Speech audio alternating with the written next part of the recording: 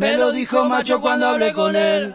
Nos están bloqueando con la información y mucho cuidado deberás tener para no ser parte de esta gran traición. 19 de junio pero de 1764. Nació en Montevideo José, el tercero de los Artigas.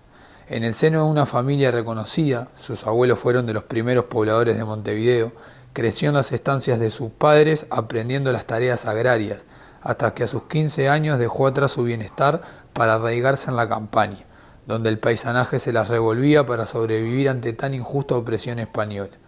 Ingresó al cuerpo de Blandengues para trabajar como soldado realista, de donde desertó en 1810 para ponerse al servicio de la revolución.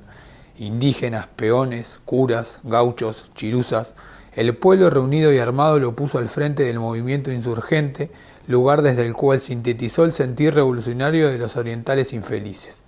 En 1811 consiguió con su ejército de soldados de la patria el primer triunfo de la revolución, y 2 años más tarde escribió junto a su pueblo las Instrucciones del año 13, una doctrina federal y verdadero programa político de liberación nacional. Con las Instrucciones sentó las bases para el nuevo Estado oriental, soberanía, republicanismo y federalismo. Pero esa patria para todos les incomodó a unos pocos que querían conservar sus privilegios de clase. En 1815, después de derrotar militarmente a españoles y porteños, el artiguismo controló toda la provincia oriental. Desde el cuartel general de Purificación gobernó, en el marco de la Liga Federal, y cumplió con su pueblo, repartiendo las tierras y el ganado entre todos los revolucionarios, para que por fin los más infelices sean los más privilegiados.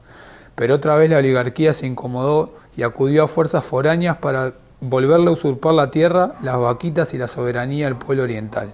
Y así, entre el 16 y el 20, el artiguismo libró una intensa guerra a varios frentes, de la cual no pudo evitar salir derrotado. En 1820 se exilió en Paraguay, donde murió derrotado y olvidado.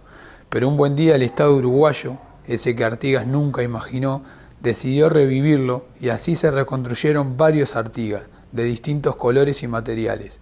Pero el verdadero Artigas fue de barro y no de bronce, fue del pueblo y no de la oligarquía, general de los humildes, protector de los pueblos libres. Por eso hoy, como ayer y como siempre, al coronel José Artigas la patria grande agradecida, tus muchachos seguimos levantando tu bandera.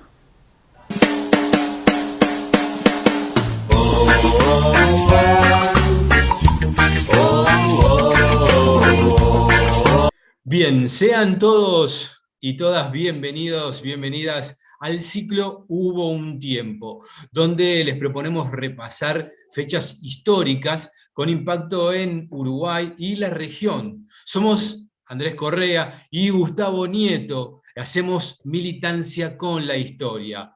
Hoy te presentamos Artigas, el milico rebelde, traicionado y olvidado.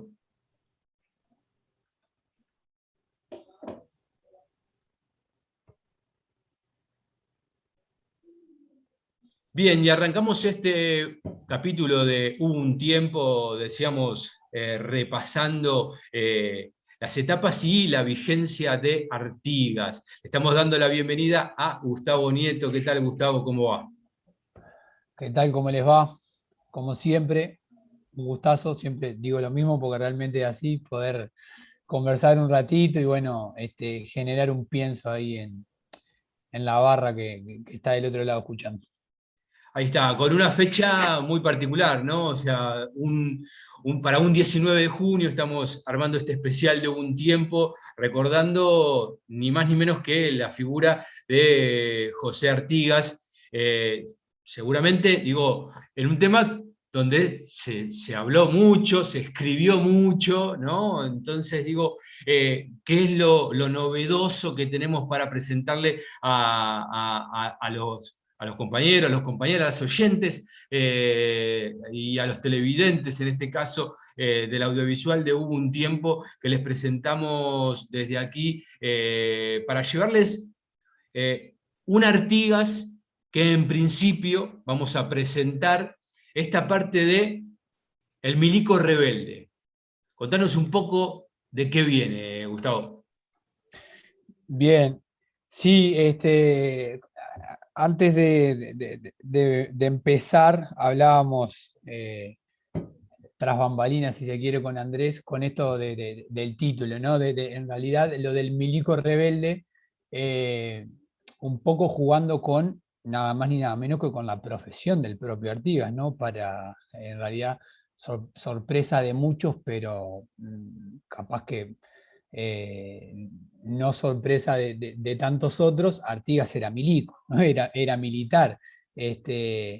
Un poco la idea de este primer bloque es repasar lo que fue las primeras etapas de su vida, ¿no? Un Artigas que nace en Montevideo en 1764, territorio del Virreinato del Río de la Plata, perdón, Virreinato del Perú por aquella época, después va a pasar a ser Virreinato del Río de la Plata, siempre bajo el control político militar de la corona española, que rápidamente a los 14, 15 años se va de su casa, particularmente de la estancia de su padre en las afueras de Montevideo, a vivir en el campo, ¿no? Allí en la campaña oriental mantiene prácticamente una vida nómada, ¿no? De un lugar para el otro, una vida de hombre suelto, ¿sí?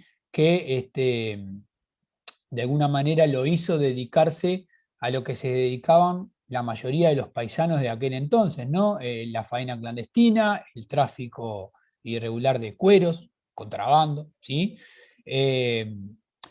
Y de alguna manera esa fue la vida de Artigas en su juventud, hasta los 30 y pocos años.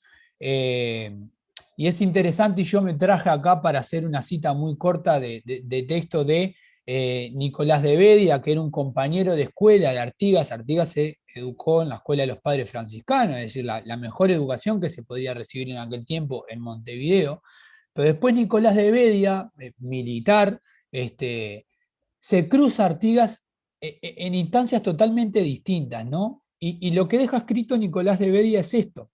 Habrían pasado cosa de 16 a 18 años cuando después de que abrazó su vida de hombre suelto, lo vi por primera vez en una estancia a orillas del Bacacay, circundando de muchos mozos alucinados que acababan de llegar con una crecida porción de animales a vender, ¿no? A mí me llama la atención y me gusta, siempre lo cito esto, lo de los mozos alucinados, ¿no? Bueno, esa barra de gauchos, hombres sueltos, que andaban con Artigas para arriba y para abajo, eran los famosos gauchos, como los conocemos popularmente, de los cuales era uno más Artigas, ¿no? Esa es la vida de Artigas hasta el año 1797, sus 33 años de vida, cuando se alista, ¿sí?, en el cuerpo de Blandengues, ¿no? Y ahí empieza esto de milico. El cuerpo de Blandengues era una milicia montada, un cuerpo policial a caballo que se había creado a fines del año anterior por parte del virrey, con el objetivo de controlar la frontera con Portugal, ¿sí?, por el arreo de ganado desde la banda oriental hacia Portugal, y también de alguna manera para perseguir a estos hombres sueltos. Es decir, Artigas pasa a formar parte de una milicia que tiene por objetivo perseguir a los Artigas, ¿no? Es decir, Artigas pasa a perseguir a estos alucinados que eran sus compinches. Es bastante contradictorio. De hecho, en determinado momento, él tiene una destacada acción en el cuerpo de Blandengues, o sea, es un milico destacado, ¿no? Entonces le dan no solamente la posibilidad de manejar una guarnición del cuerpo de Blandengues, sino que también le dan la opción de elegir a sus subordinados. Y él va a elegir, por ejemplo, a varios que eran hombres sueltos con él, a varios de los alucinados. Y uno lee y hay nombres interesantísimos, como por ejemplo el propio Fernando Torgués, ¿sí?, que era alucinado como Artigas, que pasa a ser blandengue como él y que después va a ser oficial revolucionario en el periodo artiguista, en 1815, nada más ni nada menos que de representante del gobierno en Montevideo. Es una etapa muy interesante de la vida de Artigas. Como mencionábamos, él tiene una actuación muy destacada militarmente, ¿sí? De todas maneras, se le niega el ascenso, ¿sí? Tiene ascensos dentro del cuerpo de Blandengues, como por ejemplo capitán de caballería, ayudante mayor, pero hay que entender que Blandengues no es parte del ejército realista, sino que es una milicia de control interno. Bien, a él le ofrecen varias veces el ascenso jerárquico en la escala militar, pero es denegado por el virrey, ¿sí? Por el pasado. ¿Sí? Hay documentos para leer en donde dice, bueno, no, pero hay gente más antigua que él para ascender, ¿no? Y de repente el gobernador le dice, bueno, pero más antigua, pero Artigas tiene una actuación mucho más destacada. Sí, pero Artigas era contrabandista. Entonces no puede ser orgánicamente un militar español, ¿no? Y ahí está la diferencia entre la milicia, ¿no? Los milicos, esto de blandengue, y ya ser parte de la jerarquía del ejército español. Finalmente en 1810, ya cuando cambió el virrey, y ante la muerte de uno de los capitanes del ejército y una vacante en la oficialidad, se le va a otorgar a Artigas el grado de capitán del ejército, ¿sí? A partir del 10, oficialmente, ya jerárquicamente, Artigas es militar español, ¿sí? Sigue en el cuerpo de blandengues, pero le dan la jerarquía del ejército regular de España en la colonia americana, ¿sí? Lo va a usufructuar poco el grado de capitán, porque en ese mismo 1810, ¿sí? Meses después, sobre fin de año, él deserta del cuerpo de blandengues, ¿sí? Cruza el río Uruguay y se ofrece, se pone a disposición de la Junta de Buenos Aires, de la Junta de Mayo, que había iniciado recientemente un proceso revolucionario. La Junta lo va a aceptar, obviamente, por el conocimiento que tiene Artigas y por su destacada actuación militar, y lo va a poner como segundo jefe al mando de las operaciones en la banda oriental. Por lo cual Artigas va a volver a la banda oriental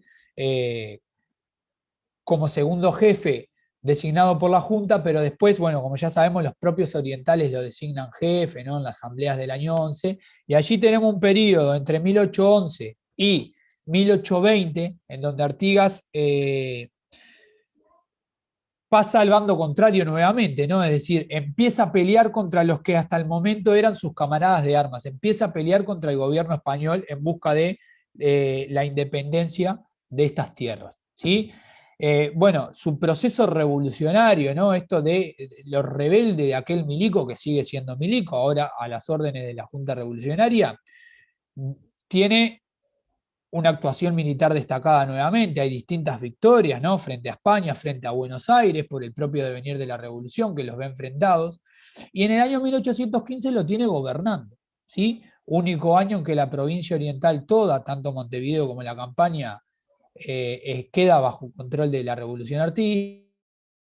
En 1815 Artigas va a gobernar, decíamos, por primera vez la totalidad del territorio de la provincia oriental, tanto la Campaña como Montevideo, y va a emitir, por ejemplo, el famoso reglamento de tierras, en donde va a repartir tierras a todos aquellos que colaboraron con la revolución de una u otra manera, sea yendo a la primera línea de combate, o sea, por ejemplo, donando el ganado para alimentar al ejército. Bien, en 1820, después de una larga guerra de 4 años contra los portugueses que habían invadido la provincia, llega la derrota militar del artiguismo, veremos en qué condiciones, y termina esta etapa de el Artigas revolucionario, de alguna manera, que vino después de la etapa del Artigas militar a la orden de la corona española.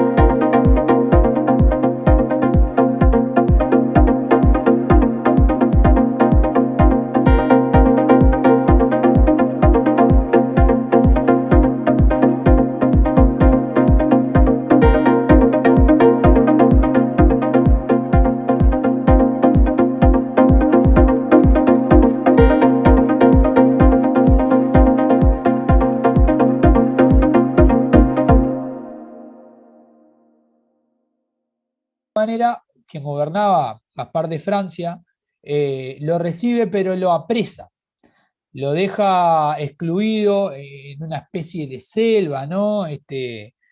Por miedo a que Artigas vuelva a armar un ejército. Artigas tenía mucha influencia, incluso en la zona de Paraguay, ¿no? Con los guaraníes.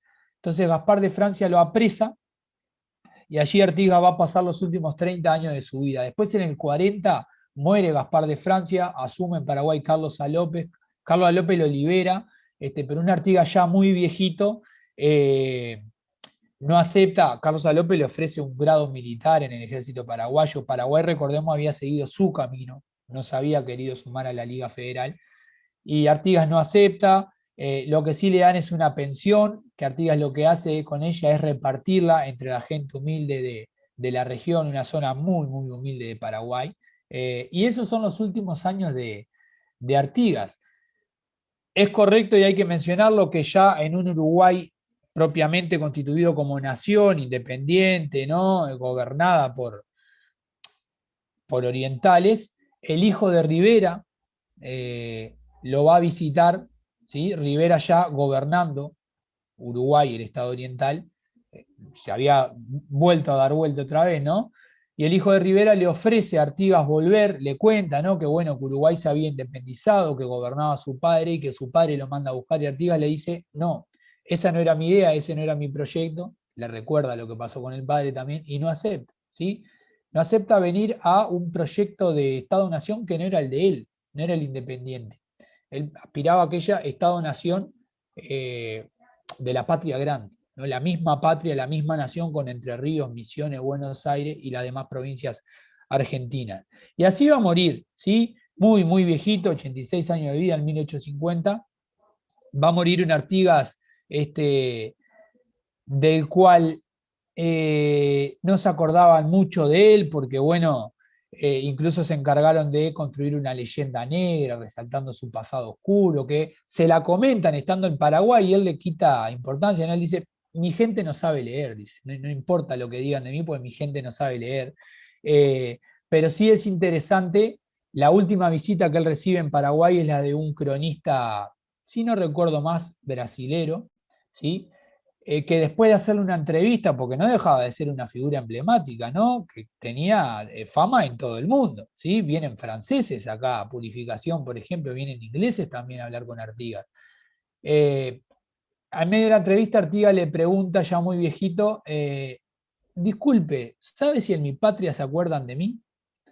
¿No? Artigas era consciente de ese proceso de olvido. Esto lo cuenta en las clases Eber Freitas, yo siempre lo menciono. Cada vez que hablemos de Artiguista lo voy a mencionar porque para una generación es un gran maestro en estos temas. Y él lo contó y vos quedabas en la clase y no te dan ganas de ponerte a llorar. Como el tipo es consciente que después de todo lo que hizo, prácticamente no se acuerdan de él, por más que lo vino a buscar el hijo del presidente, ¿no? Y bueno, después ya con Artigas muerto, en la década del 80, el gobierno militar de Máximo Santos lo rescata del olvido, ¿no? Hay un proceso de construir una nacionalidad uruguaya, que en un estado muy joven, que todavía no se diferenciaba mucho de Argentina. Estaría contento Artigas si viviera que no se diferenciaba mucho, ¿no? Pero el proyecto era otro ahora. Entonces, en esa necesidad de construir una identidad uruguaya, distinta a Argentina, distinta a Brasil, el gobierno busca un héroe nacional, ¿no? Una nacionalidad, una nación tiene que tener un héroe. Y bueno, rescatan a Artigas, ¿sí? Artigas había tenido una destacada participación en la revolución. Artigas era un buen militar, no nos olvidemos que estamos hablando de un gobierno militar. Artigas no tenía referencia a ninguno de los dos partidos políticos del momento, no era ni colorado ni era blanco, ¿no? Esto es interesante porque se habla de Joaquín Suárez como héroe máximo de la patria, pero Joaquín Suárez está muy relacionado al Partido Colorado, entonces no sirve. Y Santos rescata a Artigas de la historia, ¿sí? Le encarga a Blanes, por ejemplo, que lo retrate, porque todo héroe tiene que tener una cara, ¿no? Y allí aparece Artigas en la puerta de la Ciudadela, pintado por Blanes, que es el Artigas para todos hoy. Artigas es ese, el de Blanes, ¿no? Más allá de que Blanes lo hizo como quiso, como se lo imaginó, porque no hay ningún registro más allá de frases de Artigas. Entonces, a partir de ahí Artigas vuelve, ¿sí?, a aparecer en la mentalidad colectiva uruguaya. Después está la epopeya de Artigas, de Zorrilla de San Martín. Después está el monumento de la Plaza Independencia, ¿no?, donde aparece un Artigas en un caballo árabe, poco más, un caballo gigante, cosa que nunca en la vida. Los caballos criollos eran caballitos chiquitos, y ahí lo ponen Artigas, ¿no? Todas cosas que tienen que ver con la construcción de un héroe, con la construcción de la nacionalidad, pero es importante porque Artigas vuelve a aparecer, como decíamos, en la. Vamos con, con esta conmemoración del 19 de junio, recordando a Artigas, y te iba a preguntar por algo que digo, siempre retomo, siempre nos gusta desde el equipo de Fogón en Fogón pensar en la vigencia del artiguismo. Y un poco retomando esto de lo que vos mencionabas del olvido, y si se acuerdan de Artigas, digo, ¿qué pasa con la vigencia del artiguismo, que digo que es ni más ni menos que las ideas, ¿no? Las ideas, los valores de esa tradición artiguista? ¿Tienen vigencia? Bueno, yo creo que aquella intención de Santos o de sus asesores, ¿no?, del gobierno que lo rescató y lo quiso instalar como figura máxima de la patria, tuvo éxito, porque creo que si bien siempre hay incrédulos, ¿no?, y siempre va a haber gente que, por más hegemónica que sean las cosas, siempre va a haber gente en contra por fuerte, ¿no?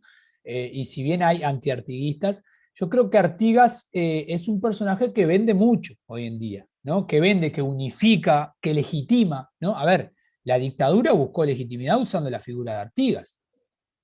De hecho, la dictadura crea el mausoleo, ¿no? Es interesante ese proceso porque crean el mausoleo y van a poner frases de Artigas, ¿no? Entonces empiezan a buscar, bueno, mi autoridad emana de vosotros y ella cesa ante vuestra presencia soberana. No tenía mucho de eso la dictadura, no, mucho de soberanía popular, no. Que los más infelices sean los más privilegiados. No. Entonces no van la frase de Artigas y van fechas, ¿no? Batalla de las Piedras, 18 de mayo, intrusión del año 13. Pero en fin, buscan legitimarse con la figura de Artigas, porque Artigas unificaba, ¿sí? De Masi, Carlos de Masi, me pongo de pie si me lo permitía, Andrés, otro salado, ¿no?, de la historiografía uruguaya, habla de distintos Artigas, varios Artigas, ¿no? Él habla del Artigas verde, que es este que quiere crear la dictadura, ¿no?, que resalta estrictamente el perfil militar. El Artigas rojo, que es el que usa la izquierda, ¿no? El Frente Amplio en el 71 también. Seregni habla con Artigas atrás. El Artigas de bronce, que es un poco de la leyenda patria totalmente exacerbada, ¿no?, como decíamos hoy. El Artigas que está en la ciudadela ahí, ¿no?, arriba de un caballo árabe. El Artigas de la leyenda negra, es decir, hay varios Artigas. Bueno, el uso electoral del artiguismo, ¿no? ¿Cuál de los partidos políticos no se identifica con el artiguismo? Ninguno. Desde los que tienen 2 votos hasta los partidos hegemónicos.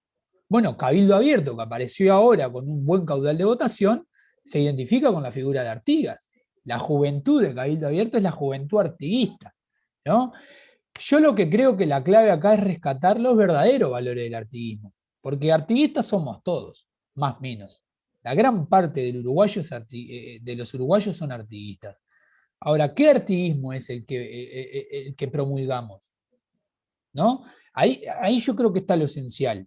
Y lo importante acá es hacer una revisión al artiguismo, ¿sí?, hacer un estudio profundo del artiguismo, y rescatar los valores reales que promulgaba Artigas, y no los que nos quieren vender. Porque en esto de que Artigas vende, de que Artigas acumula, de que Artigas legitima, nos meten cualquier chucu diciéndonos que lo dijo Artigas, ¿no? Es como hacía Luis Valleverre. Como Pepe Valle vendía, Luis Valleverre decía lo que a él se le antojaba, pero antes le agregaba, como decía Valle, y te decía cualquier cosa. Bueno, esto es lo mismo, ¿no? El artiguismo, pamba, cualquier bolazo. No, yo creo que hay que ir a lo esencial del artiguismo, que no tiene mucha vuelta, ¿no? Federalismo. Sentirnos parte de la misma patria con las provincias argentinas. ¿no? Yo hoy, vos sabés que pensando en el espacio, en la columna de hoy, me reía porque digo, si seremos artiguistas inconscientemente, que nosotros tenemos algo muchas veces con el porteño, pero no con el provinciano, ¿no? Y de alguna manera es lo que le pasaba al artiguismo. El artiguismo estaba en guerra contra el gobierno de Buenos Aires, pero no con las provincias. Ojo, aclarémoslo tanto, ¿no? Esto no es con el pueblo bonaerense, esto es con el centralismo que promulgaba el gobierno de Buenos Aires.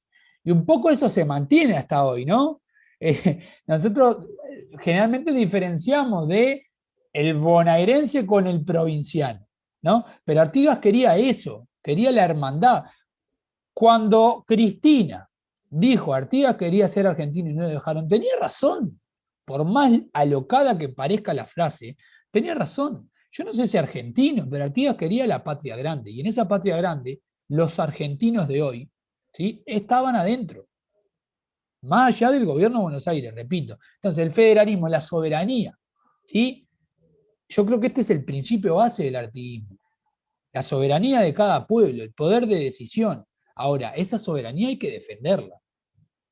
La soberanía se defiende con las armas, y Artigas fue un gran sabio en ese sentido. Entendió de pe a pa que la soberanía se defiende con las armas, y lo hizo. Entonces, la soberanía, la defensa de la soberanía, el republicanismo, esos son los valores del artiguismo. Y el gran eje del programa artiguista, perdón, yo creo que es la igualdad, ¿sí? La igualdad de todo el pueblo, ¿sí? Que nadie sea más que nadie, como él decía, o que al contrario, los más infelices sean los más privilegiados.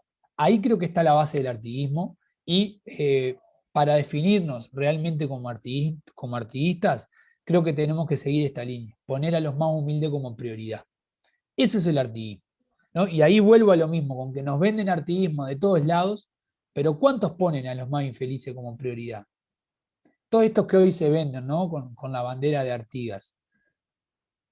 Yo creo que estamos en un momento en el que nos venden mucho artiguismo, pero realmente, como decía el propio Artigas, nada podemos esperar sino de nosotros mismos. La dejo por ahí.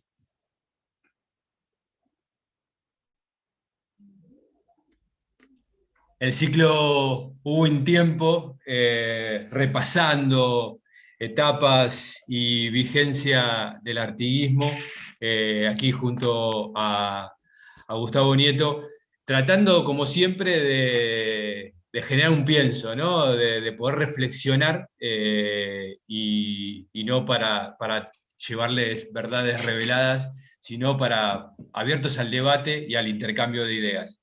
Así que les dejamos un tiempo, espero que haya sido del agrado de todos nuestros oyentes y nuestros televidentes, y por supuesto abiertos a los comentarios. Gustavo, el cierre todo tuyo. Bueno, no, resaltar eso último, ¿no? Como siempre, la idea es generar una inquietud en el oyente, sea para bien o sea para mal, bienvenido sea. Y en pos de eso, lo que decías vos, Andrés, recibimos los comentarios, estaría bueno que empiecen a dejar discrepancias, consultas, ¿no?, que podamos retomarlas en los capítulos siguientes. Eso estaría muy bueno empezar a ejercitarlo. Así que bienvenidas sean las críticas, las dudas. Eh, Todo lo que genere esto, porque al fin y al cabo ese es el motivo y lo que nos convoca hoy. Arriba, salud. Ahí está, somos Gustavo Nieto, Andrés Correa, hacemos Hubo un tiempo, hacemos militancia con la historia. Nos encontraremos en la próxima. Chao, gracias.